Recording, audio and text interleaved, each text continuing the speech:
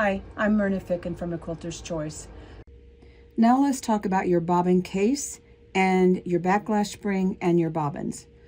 Your backlash spring is in the back of your bobbin case. It looks like this. It will only go into your bobbin case one way. And you do have to take this out and clean it occasionally. So what the backlash spring does, it's designed when you put your bobbin into your bobbin case, those little prongs here, you see, right there and right there, those are designed to push your bobbin into the hook assembly and keep it snug against the back of your hook assembly so you have good tension. Now, this is an aluminum bobbin. This is a metal bobbin. I'm pretty sure most of you don't use metal anymore. It's the concept is the same. So when you put your bobbin in, you want to make sure that your bobbin thread is coming off clockwise. So when you put your bobbin in, there's a little slash right there, comes up underneath the little finger, just like this. One of the things you need to do on a regular basis, like every couple of bobbins, I hold my thread and I lift this little prong up. See how that's lifting up? If you get a speck of lint under this little flap, it will give you tension nightmares. Now, some people say use a business card to go under there and pry out that little piece of lint. To me, I always get my bobbin, my business card caught in there, and then I have paper in there. So I just wrap it around my finger like this and lift it up. You don't want to take a pin or your scissor tip and go under there either, because that can scratch your bobbin case under the little flap, and that's going to cause thread breakage. I just hold this up and take my canned air and spray out from under there. Get the lint out. The next thing we want to talk about, we just mentioned that your thread comes off off to the clockwise when you're looking at the back of your bobbin case. Then you want to do a drop on your bobbin case, and you want it to drop 4 or 5 inches. Now, when I'm using a regular bobbin, obviously my bobbin drops out. The next bobbin we're going to talk about is a paper-sided bobbin. Now, with the paper side, you may have to clean out your bobbin case a little more often, because quite often you will get lint or paper lint from the paper-sided bobbin. So what I do, again, your bobbin comes off, your bobbin thread comes off clockwise, just like the other bobbin that you wound, like this. So what I do then is I will take the exposed side of the paper bobbin and I will take that piece of paper off.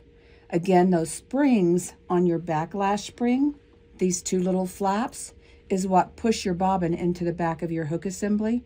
So when you've got that extra bobbin in there, or extra paper in there, it makes it a little thicker, which pushes your bobbin back a little bit further into your bobbin case, and your needle can kind of, for lack of a better term, flick on this once in a while and cause the paper. So pull the back of your paper off of the back that goes into your hook assembly off. Just pull it off. Again, you want to test your tension. You want to, it's probably going to fall out. So that's too tight for this bobbin. And the reason being is because this is a heavier weight thread than this. This is a 60 weight. This is probably a 50 weight. So it changes with the weight of your thread, which I'll talk about a little later. Now let's talk about winding your bobbins yourself. If you wind a bobbin and you can poke your finger in here and it is squishy or soft, it's never going to give you good tension. You may as well unthread it and throw the thread away. It's not going to give you good tension. It has to be firmly wound, like your pre-wounds. Also, when you're winding your bobbins, when you put your bobbin case on the post, make sure that you hold your finger under the line of the thread and make sure that it works back and forth evenly on your bobbin when you're winding it. If it all builds up on one side and then all of a sudden jumps down to the other side, again, it's not good tension. And as you run through your bobbin on your quilt, that tension's going to change. So again, to reiterate, make sure the bobbin is wound firmly and make sure that it wounds evenly across your bobbin. The next thing we're going to talk about is a pre-wound Magna Glide. We've talked about the paper-sided. Now the Magna Glides obviously has a magnetic core. And on the back, this part, the dark part, is your magnet. Again, the thread comes off clockwise, just like this. So I have a bobbin case here set for my pre-wound, my Magna Glide. Now this is a 60 weight pre-wound classic. You notice I took the backlash spring out. It's not in there. You don't need it. You don't need the little fingers here to push the bobbin into the back of the machine because it's a magnet. It's going to stay right where it needs to be. And I love this because when I test my bobbin, it doesn't fall out. Again, comes off clockwise. So I hold my bobbin thread just like this and I do a bounce test. I bounce it. Now this bobbin is too tight. I like it to drop about 4 inches. And I'm just bouncing it. This is a Magna Glide Delight, this which is a 40 weight. This one is a Magna Glide Classic, which is a 60 weight. So when we put it in the bobbin case, you want your bobbin case set for the weight of the bobbin. Now you may wind your own. It could be cotton.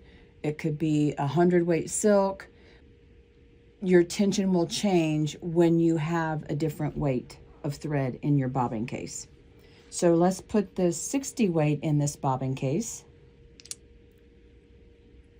Comes around off clockwise. Then I hold it and I bounce. So let's check how far it goes. So I put my bobbin in and I just bounce it. So you can see how far it goes when I'm bouncing it. So this one is set at a 60 weight bobbin, I believe. So let's take a 40 weight bobbin and put in here and see the difference. I'm going to hold my thread and I just bounce it.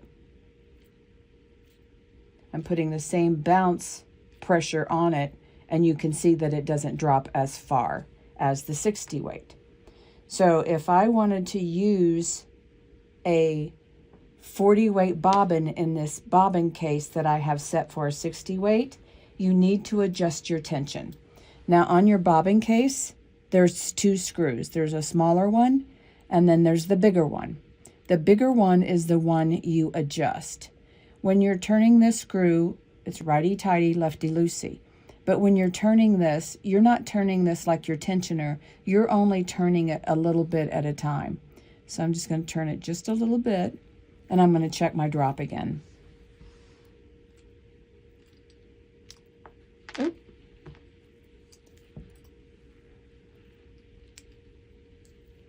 Let's check this.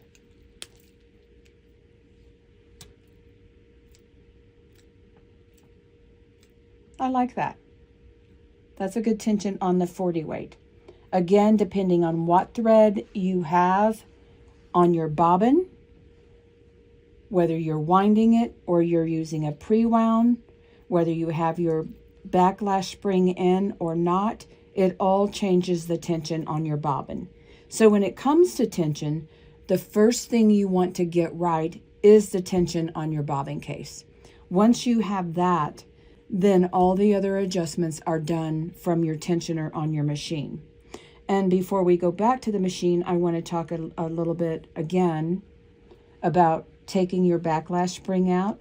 So I just take a pin and I put it in there and I pop it out. These will get dirty. This is a new bobbin case, so it's not dirty. When they go in, there's a little slit right here on this side, and there's a little slit right there under where the little finger is. So when you put your backlash spring back in, you want to make sure you have them in properly, and you can see where the little tab is going out on both sides. Another thing I want to talk about, these backlash springs don't last forever. You'll notice that these little fingers will start getting silver. It's time to replace them. They're not very expensive, but it affects how your tension is going to behave in your bobbin case. So replace those. Keep a couple on hand. The next thing, keep your bobbin clean. You can take some alcohol. I'll just take a little bit of alcohol. You can just pour it right in there or put it on a Q-tip. Wipe out your bobbin case. They get really dirty. Let me do this one that's not new. So I'm just going to clean it out. I keep them clean, so this one shouldn't be too bad. Wipe it out. On your bobbin case, on the front, this is a lock. When you put your bobbin in, you do not want to hold that lock out.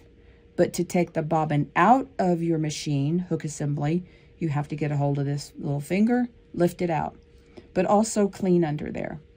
So I'm going to go down through underneath here, get this all cleaned out. Again, I don't think this is terribly dirty. I do this on a regular basis. Clean it out, and then I go up through the center. And again, this is not very dirty. So wipe that out. Now I'm used alcohol, so it's removed all the oil and the debris from the fibers. Then you can take your oil, put a little drop of oil in there.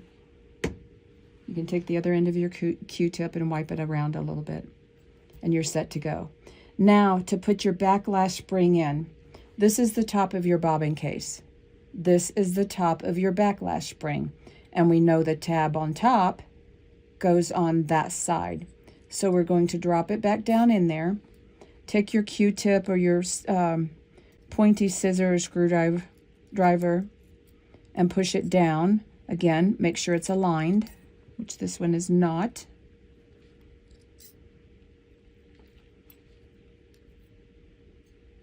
Poke it down in there. I'm being careful not to scratch my bobbin case or my backlash spring. Make sure it's seated. It popped in there. So you can see it coming through there. And again on the other side. It's in the center. So that's how you take your backlash spring out to replace it. That's how you take it out to clean it. And you do want to take it out to clean it. Now, let's go to the machine and talk about tension. So we're going to put our bobbin case into our machine. I like to hold the thread down between my pinky and my finger, my other fingers. So then I take my index finger and I put it on the bobbin post, reach up here, snap it on. And to make sure that my thread is pulling properly, because I was holding this thread, it's not wrapped around the lock on the bobbin case, which will give you no tension. So I'm just going to pull it down. It's secure. So when I change my bobbin, anytime I put a new bobbin in, I test it. I have a piece of muslin on both sides and a piece of batting in between. This goes between the backing roller and the quilt top roller. I put it between my top rollers. I don't want to crawl under my machine, and I don't want to stitch on the side of my quilt. So I've got a little cheater piece through your quilt top roller and your backing roller. I put it under, and I lean on it with my tummy, put it under my hopping foot, put my needle down, bring up my bobbin thread, and hold it lightly. So now I'm just going to turn my machine on, end stitch regulated, and check my tension. Now when I'm holding this, I'm not pulling this cloth super tight. I'm holding it at the tension that I would have on my quilt. So then I pull it away. I look at the top thread. The stitching looks perfect. And the stitching looks perfect on back. I might have a little bit of pull, so I'm going to go to my top tensioner. Remember, at this point, our bobbin is set where we want it. All the other adjustments is done from right here. So I'm going to give it a half a turn. Then I'm going to come back down here. Needle down, needle up. Pull up my bobbin. Lightly hold them.